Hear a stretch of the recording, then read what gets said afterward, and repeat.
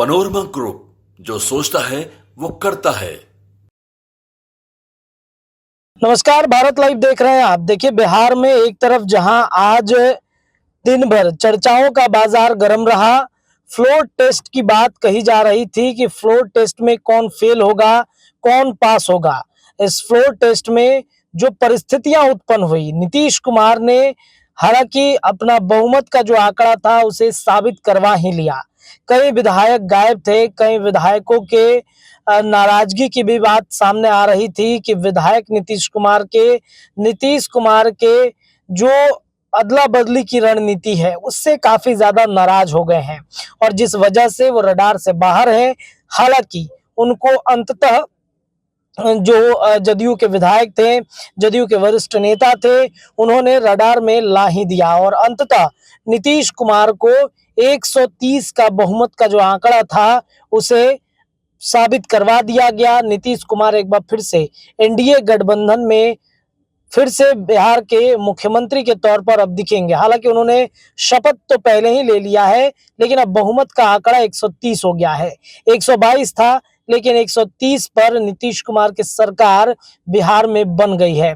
अब देखिए, एक तरफ जहां नीतीश मोदी बिहार में सरकार बना रहे हैं, वहीं दूसरी तरफ अगर बातचीत की जाए भारत जोड़ो यात्रा की, जो राहुल गांधी की यात्रा चल रही है, चूंकि अब विपक्षी गठबंधन से नीतीश कुमार अलग हैं, तो नीतीश कुमार की जगह पर राहुल गांधी ने विपक्षी गठबंधन को एकजुट करने की पूरी जो तैयारी है वो कर ली है और इस क्रम में जहां पे भी जाते हैं वो मोदी की योजनाओं को ध्वस्त करने की पूरी ताकत लगाते हुए दिखते हैं। मोदी की योजना है, मोदी की जो योजना जो देश में नकारगर है, जो काम लायक नहीं है, उस योजनाओं का विरोध राहुल गांधी हमेशा करते रहे हैं। अग्निवीर योजना हो या फिर मोदी जो जाति पर लगातार मोदी के प्रहार करते हैं राहुल गांधी, एक बार फिर से उन्होंने मोदी की जाति पर बड़ा खुलासा किया है। क्या कुछ कह रहे हैं राहुल गांधी, सुनिए। सरकारी व्यवस्था में आपका कोई नहीं भाइयों बहनों।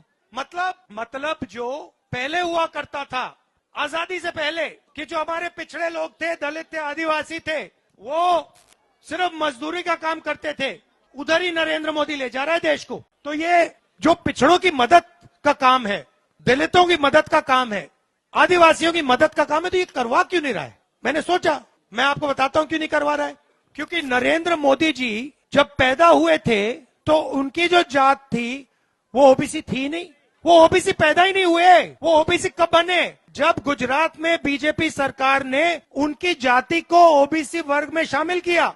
मोदी जी की जाति क्या है? गांची, मोट गांची, गुजरात में।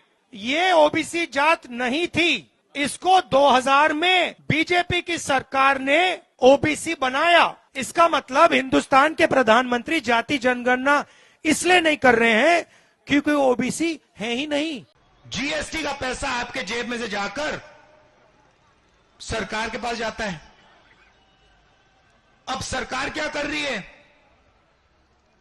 आपका जीएसटी का पैसा जो जा रहा है, इंफ्रास्ट्रक्चर बनता है तो अदानी को देती है, एयरपोर्ट बनता है तो अदानी को देती है, पोर्ट बनता है तो अदानी को देती है, खदान दे दी अदानी को, आदिवासियों की जमीन छीन ली।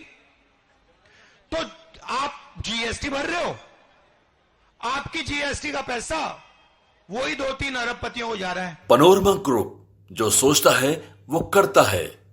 अगर ये वीडियो पसंद आई और वह बिहार के राजनीति और बिहारियत से सरोकार रखेनी तो सब्सक्राइब बटन दबा के चैनल के सब्सक्राइब कर ली। ओजे एगो घंटी बा, ओकरा बटन दबा देला से कुल सटीक और मारक खबर रुआ मुफ्त में मिल जाई। अगर रुआ पत्रकारिता के हमनी के नया प्रयोग में सहयोग कर चाहतानी तो ज्वाइन बटन दबा दी। पेटीएम नंबर नोट कर ली 9386816700। धन्यवाद।